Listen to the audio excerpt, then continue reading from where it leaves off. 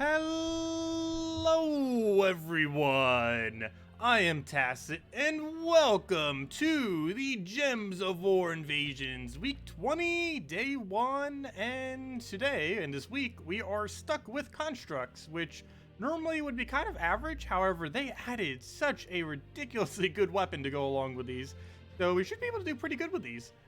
Since the weapon itself is extremely viable. It's the first one of those multi-color things, or you know, those ones that are based on a type that create two colors that actually feeds into itself. And given that there are quite a few viable constructs out there that could synergize with that, that is not too bad. It's really good for this event. This invasions in general is one of the easiest we had. And the weapon itself will be actually usable outside of its context and just in, you know, normal PvP teams and stuff like that. So it'll be interesting to see how that pans out. Other than that, we're also getting a new pet on Wednesday, the new little dragon thing. The dragon will be coming on, well, Wednesday, obviously, but it's going to be for Groshnock bonus, which is pretty pointless. Both of the mythics from Groshnock are useless tier. He's still in the drop table too, so make sure do not open your Glory Gem Guild or VIP chest. They do still have a chance of dropping a useless mythic, so you don't want to do those. Gold keys don't have mythics in them, and event keys are safe because they're just going to drop direct zoom mythics. So it's only going to drop Fallen Valdis or the Obsidius. Though you'd mostly want to just do it for Glaceon and Bloodhammer because the chance that you might get the wrong mythic could still happen. We do have to worry about that now with event keys. Event keys will drop one or the other mythic if there are two mythics. So it could give you the one that you don't want, unfortunately, which is going to start being annoying. But he's also in Soulforge this week, so it's not as big a deal. You can craft if you still need Obsidius. I believe this is the first time he's been available since he was released too in Soulforge. So you can obtain him through the Soulforge if you so choose. And yeah, let's get into some event stuff already. So, invasions. I believe I still have it set to the cheaper team, but I guess that's fine because we could go show it real quick. Or just show it. I showed it in the video. I'm not going to play it out right now because it's a bit slower. But Flame Cannon, Wall of Tentacles, Double Dwarven Gate. If you need it simpler, go Wall of Tentacles, Dwarven Gate, Blackfire Cannon, or I should say safer. You put the Blackfire Cannon back to either 3rd or 4th, and you can also replace that Wall of Tentacles if you don't have it, since it is an epic with a 3rd common Dwarven Gate, and just go triple Dwarven Gate into Blackfire Cannon, and that's all you have to do to win this entire event. However, we are doing something slightly different because it'll be quicker this way. We're running 3 Flame Cannons with a hero. So we're going to run this, run that, and throwing down the weapon of, I forget what it's called. I think it's called something Slicer. Yeah, Stone Slicer. So we're going to use the new Stone Slicer to end up coming in, a really viable weapon. And we're going to set our banner accordingly with, actually, what do we need for this? I believe it was the minus yellow banner, if I'm not mistaken. +2 brown, +1 purple. Yeah, that'll work. And then we set Tide Collar to a +1 blue, if we haven't already. Let's see. Yep, +1 blue already, and we're already good to go. So now we have +1 blue purple as well as +2 to brown, and that is basically the game plan. Blackfire Cannon, and just a bunch of Stone Slicers, and going from there. You can use different hero classes. I'm just using Tide Caller because I want to level it, and because we need that +1 blue. It is advised to have +1 on both of them. Not required at all. As you can see, we pretty much already have the mana without even needing those +1s at all, but I don't know, it's nice to have. And once we reach 4 towers, we don't need to worry about these little annoying first slots getting in our way. They're ironically tankier than the towers themselves, since we can just one-shot them very easily. Also, this troop does have a 30% chance that it hits another troop for free, so that's pretty nice whenever it does do that. Also, let me go back and chat. Let me say hello, everyone, as well as if I missed anything from earlier, let me know, because I was only briefly in chat earlier while I was uploading the video. Hello, William. Hello, Kevin. Hello, Amigul. Hello, Original. Hello, Dilzen. Hello, or Dizen. Yeah, I got it right. Hello, Mark Punk. Hello, Steve. Hello, Stacy. Hello, Outlander. Hello, Haley. Hello, Mike. Hello, Charles. Let's see. Hello, Raven. Let's see. Hello, Mike. Hello, Larry. Hello, Larry again. Oh, there's 2 Larrys. Let's see. Hello, Raph. Let's see. It looks like you're so behind. Well, don't compare your account to mine, because mine's about as maxed out as you can really get for the most part, which does take like a year to 2 years to get to this point of playing the game. But it can be done free to play, but within that time. But yeah, you shouldn't really compare your account to mine ever if you're just starting out. You could try comparing it to my Nintendo Switch account, because that one I've only had for a couple months now since it started on there. But you definitely shouldn't try comparing your newer account to this one, because this one's basically as max as you could possibly take. And it can easily be obtained automatically. It just takes a little bit of time to get to that point. It is a bit of a grindy game, like most free-to-play games. Not so much so that it's impossible to do, though. It's actually really generous with all the resources that it gives throughout various stuff. Main thing that you need to focus on is mainly just trying to get your kingdoms to level 10 initially, and trying to get into a decent guild, with the guild being probably one of the more important things, because you basically just get a bunch of free loot from having a guild that's doing that's decently active. Let's see. Hello, Alan. Let's see. Who else? Anyone else? Hello, Captain. Hello, Gustavo. Hello, Corn. Hello, Other Mike. Hello, Hollywood. Let's see. Glad you could make it for one of the live streams. Hello, Mercy. Hello, G-Man. Hello, George. And hello, Valdemar. And hello, everyone else who I didn't say hello to. Welcome. If anyone has any questions, let me know. Otherwise, of course, we're mainly going to be messing around with two things: invasions and the new weapon that end up coming into the game, as well as some of it simultaneously, like right now. That's pretty much the game plan. Okay, we'll go get this weapon down before he gets any mana. As I mentioned, pretty easy event. This shouldn't really cause much problems for the most part.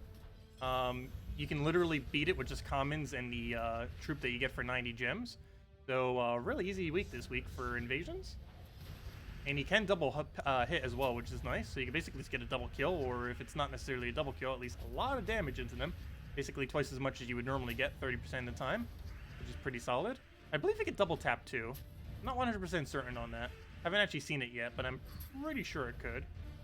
Because it says 30% chance to deal damage to a random enemy, which means that if there's only one left, it should re-tap the one troop that's already remaining. Haven't seen it yet, but it probably will. Probably find out soon. But it should. Based on its wording, if there's only one left, it should double hit. Assuming it triggers. Well, we'll take that over. Grab another little poke on him. We do have some submerge, so that will help protect us against some of them. Get our double poke right there. Go throw it down on him, just poke him down. Since he's ironically the tankiest one on his team. Go for that. And come on, let's see a double poke. Nope, single poke. Come on, double poke. 30% chance. Still doesn't do it. I'm not sure if it's just because it can't do it, or because we're not doing the percent chance. Probably because we're not getting the percent chance, but I actually don't know yet. Let's see. You have 50% spell reduction, right? Yeah, so if it double pokes here, it will kill. Otherwise, it won't kill, and it didn't kill. Because we didn't get the double poke. Yeah, still no double pokes yet. We're either getting really unlucky when there's only one left, or it can't double poke. I'm almost 100% certain it can, though. Okay, it can. Someone already just said it can. Which makes sense based on its wording. I just haven't seen it yet. I guess we're just getting unlucky whenever there's one left. Because I've gone about 10 times now where it hasn't done it when there's only one left. But it could just be we keep getting ultra unlucky. Yeah, okay, we'll throw this down, get our mana, and that will pretty much be matched. He's enchanted, so worst comes to worst, all full mana in 2 turns. And let's kill with that. Hello, Sturdium's cats. Hello, Byron. Welcome, welcome. Hello, Jamie.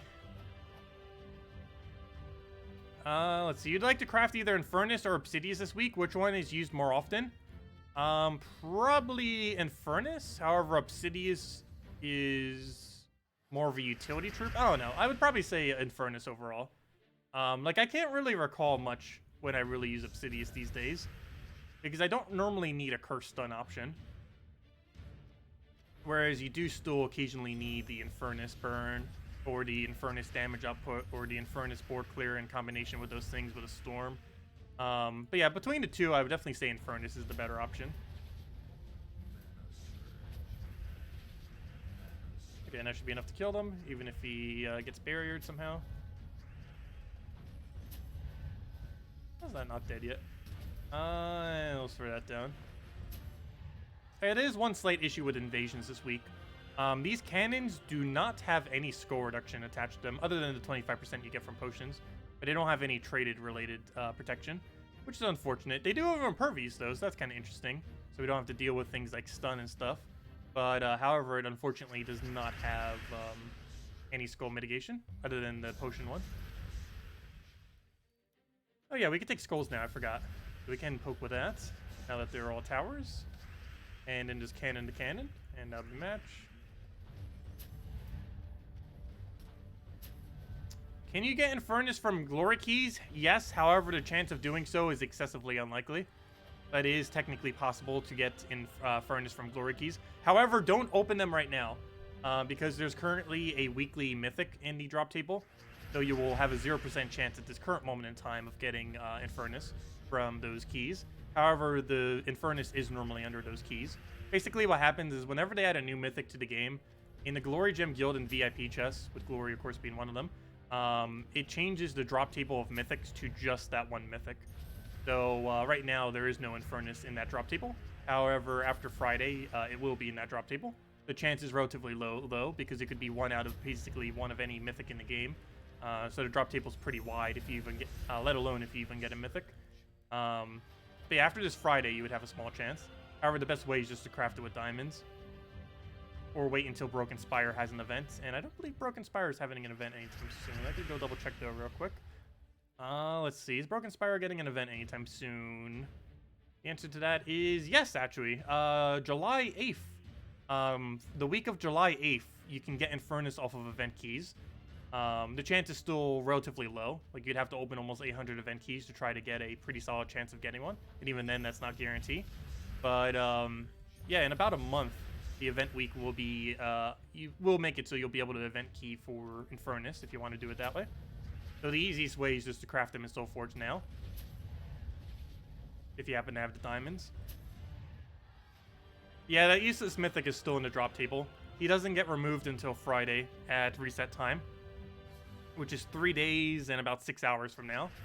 Actually, exactly 3 days and 6 hours from now. At least at this exact moment in time.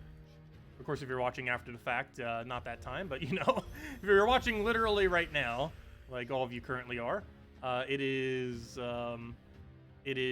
4 days and 6 hours from now. He'll be out of the drop table. Sorry, 3 days and 6 hours. Friday at reset time, when he'll be removed.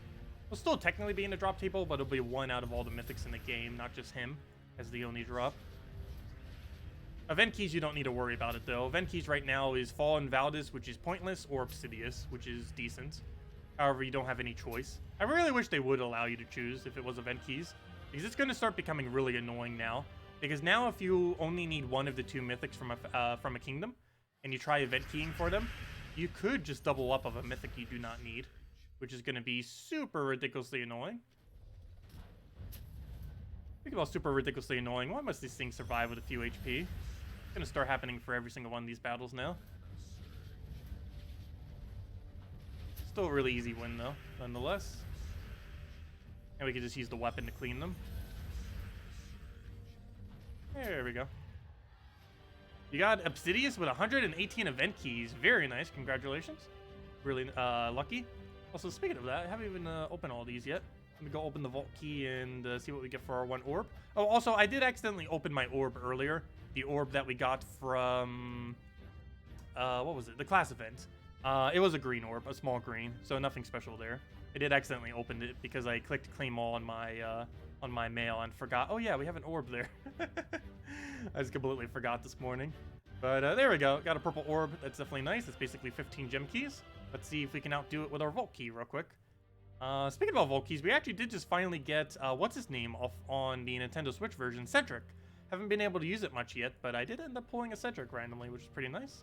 Also, don't forget, if you want to, for Explore and other various battles, you can get 400 gold in PvP and Explore with the new effigy troop that just came into the game. Might be worth doing. I'm not sure if I'll really be messing around with that much, but it definitely could be if you actually need the gold. We'll go for that. Hopefully we have some good drops here.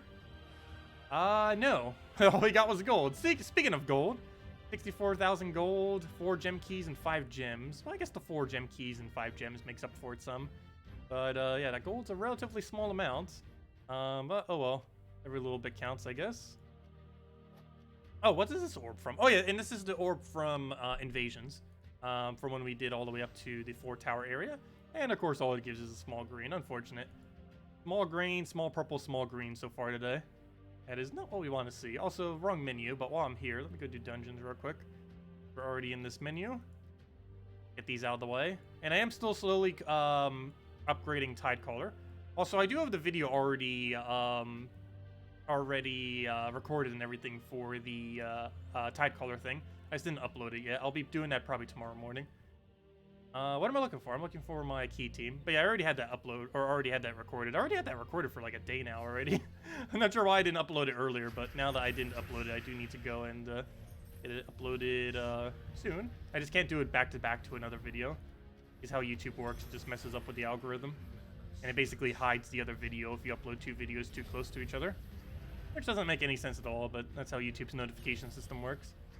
A lot of weird aspects of it. If it even wants to work. But it's really bad at notifying videos when they're uploaded back to back. It'll only notify of whichever one is more popular, which would obviously be the Monday event video, and would not notify the other one, which would have been the class video. So I just need to wait a little while to have a gap in between. Let's see, we'll go for gold there. Get a poke down. Go for that right there. And then we destroy everything into key again. And then one more of those, and then we'll head over to the finishing out the invasions for today.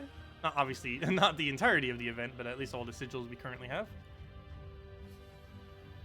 Hello, Preserve Music, welcome. And let me go back and chat. I think I missed a few questions there. I answered that one.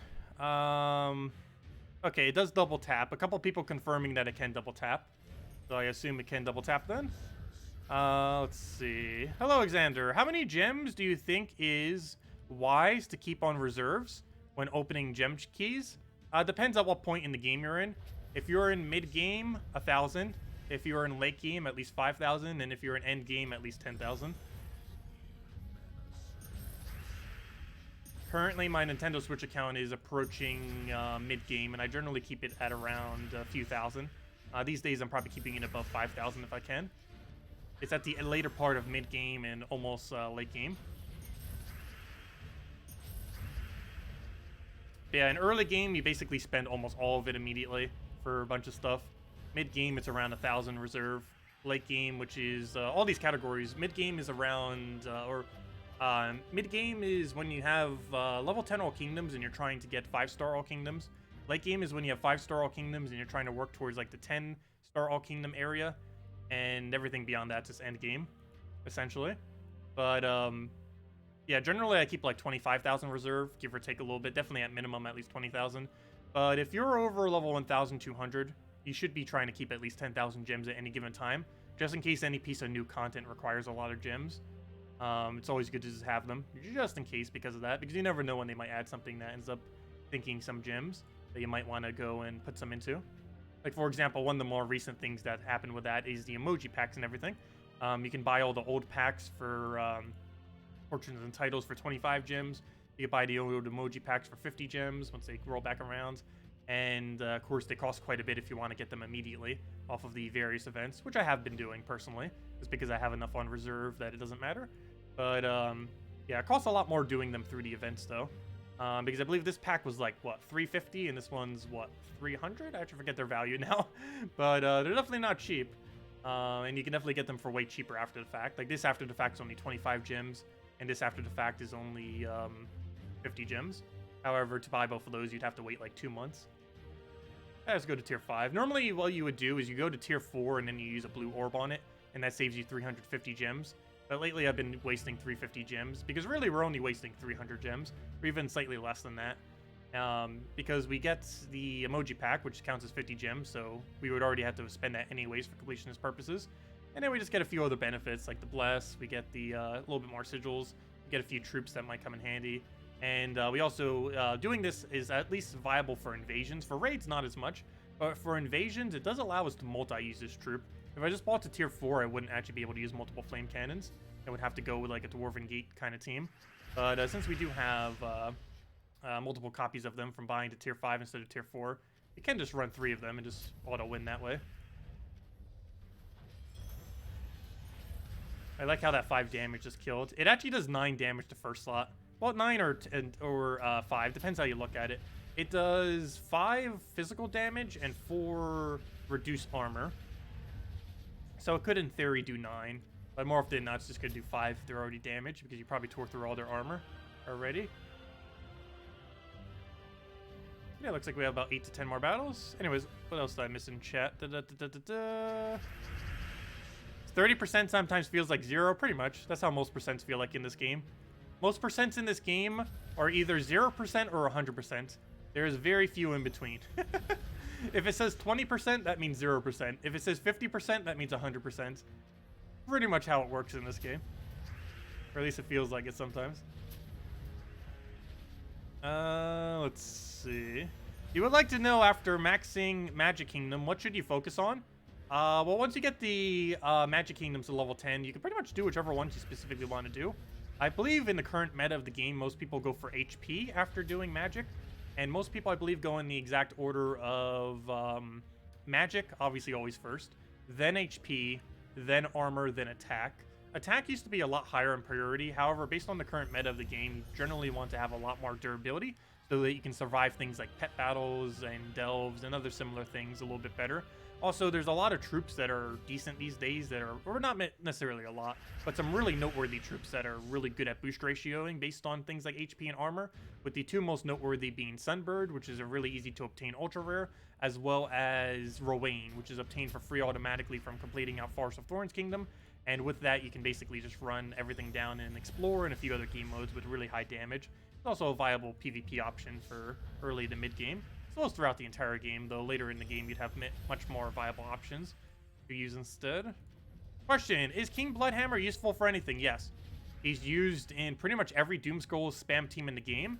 It's really good in combination with Glaceon plus Bloodhammer. And yeah, it's basically the best option if you're looking for Doomskull spam.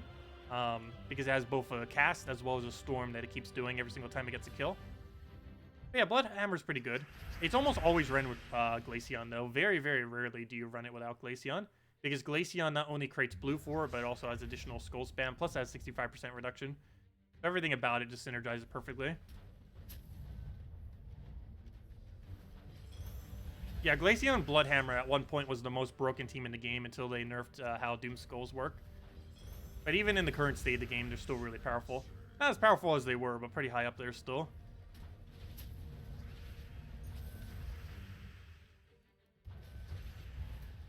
Okay, we'll take this ability down, and we'll go and just poke him with this other thing, and that'll be match. And he's dead.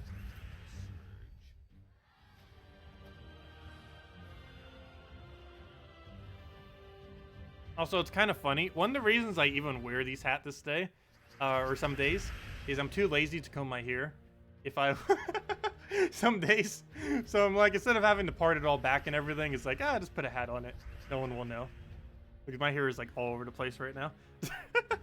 And that's not because of the hat, it's just how I woke up. And the days that I'm staying home, I'm like, not even gonna bother with it. Lazy. Next level lazy. I am getting a haircut soon, though. Probably this Wednesday, actually. I meant to before my trip, and then it kind of just kept getting delayed. Now we know.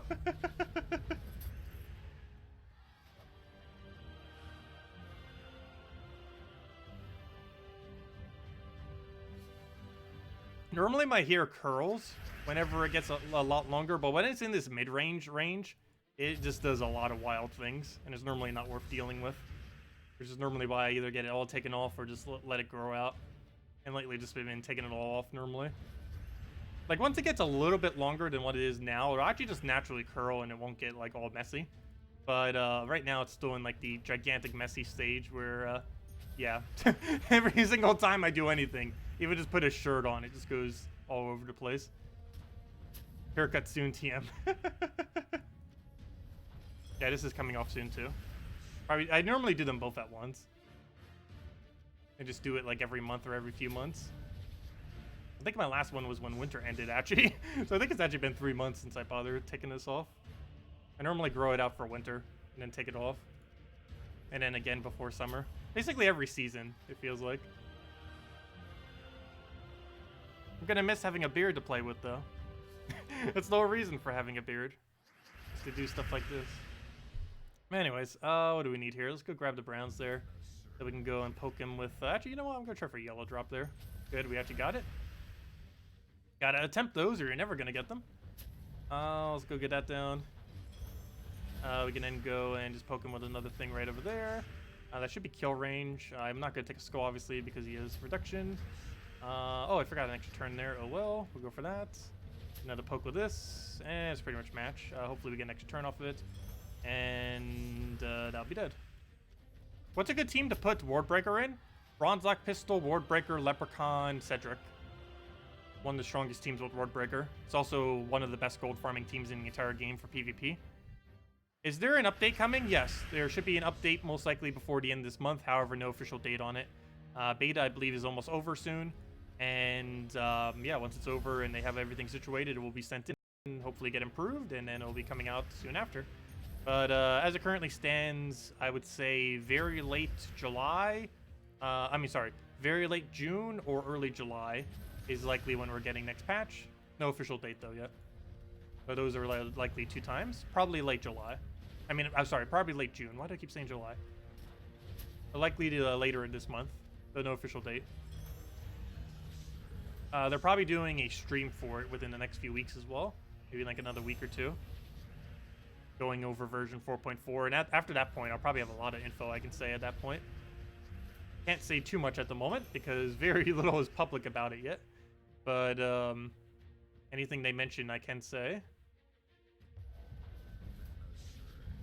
Let's see. What do we go for here? Go for the poke there. Get rid of both the barriers. And I was poke to poke with the cannons. And one more with the take it. Let's do it with that. You wear a hat on lazy days too. I don't know. It's just a nice quick fix for it. There's nothing wrong with it. It's just being time efficient. Why fix your hair if it's not visible anyways? Let's see. Go and poke right there. Grab another hit over there. Go it out with that. Do we have any other moves? I guess we take green to skull. One shot it. Doesn't have skull reduction. That guy will have full mana next turn, so we just kill it off of that. Worst comes to worst, we can throw another one down as well. Oh, that's not enough damage. Apparently not. But that is. Keep forgetting, our skulls do quite a bit more damage. Our base damage on our ability is like 30 something, but our base damage on skulls is 48. That's actually quite a bit of a difference. It's a 14 stat difference on the two. And it's mainly because there's more attack in the game than magic. Okay, we'll have that mana afterwards. We'll stick to skull, which is still one shots. We'll go through some poke on these. I'll kill that out with the weapon. Another one of these down. It should pretty much be match. All we really need now is a skull into anything. And that is dead. Yeah, really ridiculously easy invasions this week. And we got about 5 more battles, because we're almost guaranteed getting a Vow Raven between here and the final one. Also, we'll hand out a redeem code once we run out of sigils, which should be pretty soon. Killing out that true damage tower, that's still the most annoying tower out of any of them. I can reach a point where it even one-shots you, which is really annoying. Are there any fast Wild Queen PvP teams? Yes, almost every Wild Queen team is a fast PvP team. Depends specifically what you have to use with it, but it's often used with things like Green Seer to feed it a bunch of mana. You can do it with Web Spinner to do triple damage plus a double green creation troop combo. I don't know, it depends what you want to run it with, but Green Seer is pretty cheap and viable. You can run it with a couple of the converter troops too that do skulls at the start of battle. You can run it in just any of the double convert troops that convert into a color and skull spam. You can use it with Doom Skull, you can use it with Bloodhammer, you can use it with really anything that creates skulls to any degree. You can run it with Assassin Hero class. Just depends which way you want to go with it. But Green Seer is often a pretty key troop that you tend to use with it. You can even use it for Purple Guild War in that regard, and use it with Green Seer with that. But even outside the context of Guild Wars, you would normally want to use it almost always with Green Seer. Not absolutely mandatory, but it's a great way to feed it mana.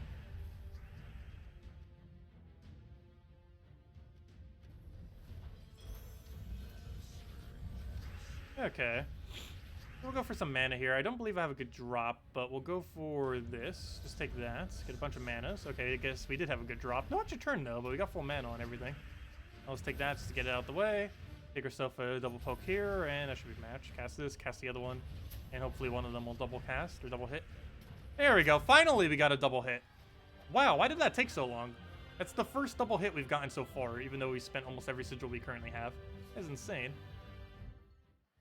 Fairly unlucky there. Let's see. We'll take that over. Grab a poke right over there. Wait, the preview stream's today? Hold up. I didn't actually notice that. Is it actually today? I could have sworn it was another week or two. Let me go check their social media. Let me double check. Is it actually today? Well, tomorrow we gotta... I guess it would make sense. It is E3, tomorrow. Or today. Or, you know, it's the week of that. Yeah, never mind. They are doing it today. Huh. Oh, interesting. Yeah, they're doing it in 10 minutes. Well, tomorrow, after E3 and everything, tomorrow night, we'll have a bunch of info on next patch. Sounds like a plan. So I can finally talk about it then. Yeah, I didn't realize it was today. That is interesting. Good to know. I'll definitely need to make sure I stop my stream the second they start then. Because we obviously don't want to miss on that. That's for sure. A lot of juicy infos. Let's see. We'll poke with that. Yeah, next patch is interesting, to say the least. And I'll talk about it more tomorrow then.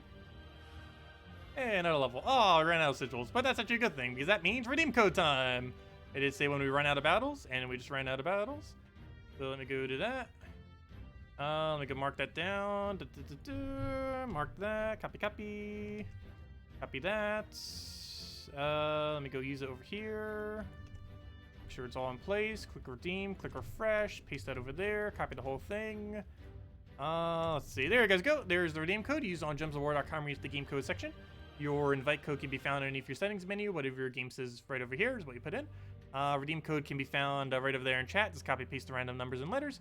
And give the same reward as always. 2 treasure maps, 1 gem key, 200 souls, and 2,500 gold. Works on every platform except for the console version. So basically PC mobile. And do we have any good tasks? Not really. Oh, actually I could go to those two pretty quick. Need to, so we can actually go get those out of the way. Pretty decent loot too. Revenge one I don't really need to worry about for only 300 souls. So if we can find some random revenge battles, definitely should take them, like that one just sitting right there. But yeah, I guess we'll mess with the weapon for the rest of the time. And any other questions that you guys might have. But yeah, I guess we'll end out a little bit earlier today. Because, yeah, 10 minutes from now, Salty's actually doing, and the devs of the game are doing a live stream of version 4.4. Well, they're going to be talking about it. I don't think they're showing anything with it. I believe they're just discussing it and stuff like that. But yeah, we'll learn basically, or you guys will learn everything that's in 4.4. I already know everything that's in 4.4. But yeah, and I'll be able to talk about it tomorrow on next stream. So look forward to that. 8 p.m. Eastern Standard Time tomorrow night. And I'll be on time. There's nothing that can possibly get in my way tomorrow, schedule-wise. Let's see. We'll go for this one. But yeah, I'm really curious to see what kind of things get announced at E3. Mostly hyped for Nintendo stuff, personally, though. I really, really hope... we might actually be streaming that soon, too, if that actually does get announced.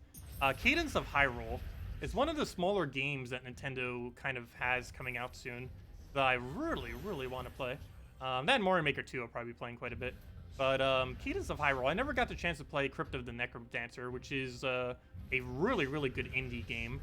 That's a roguelike rhythm game. And basically they're making a Zelda version of it, essentially, by the same developer. So yeah, I've been really hyped for that game. Even though it's a somewhat small game, it's looks really interesting, and I never got to play the original. It was something I meant to get around to, I just never did. But might as well just play this instead. when it does come out. There's a good chance it's actually coming out literally at E3. Like they randomly just announce, hey, it's available now. There's a chance that happens. Let's see. We'll go destroy that. Get a key down. Get that destroyed. What are you doing with 1 HP? So why am I running with key team? I want to go use the new weapon. I'm so used to just using gold farming teams. I'll take the mid-range. But yeah, this team actually isn't really that bad, even though it's all cheap stuff. This entire team is ridiculously easy to obtain that we're currently using right now. The full composition is a green golem, which ends up entangle spamming. It also has entangle on skull and 50% skull reduction, like many of these golem-like constructs do. We have gargoyle, which most of you probably know by now. Really great reductions for everything, really high damage output. Everything about gargoyle is almost perfect. If only that was like a mana link into itself or something, it would be near perfect of a troop. But it's really, really, really solid. And all these you just get from the faction. This you get from Primal Rift very easily. It's only ultra rare. And this you get from Hall of Guardians very easily. And it's an epic. It doesn't take much of opening either to be able to get both of them. But yeah, we can just do something like that. Go and entangle his entire team out. Actually, do we have a quad green anywhere? Yeah, we have quad green right over there. We can just entangle his entire team with a single button.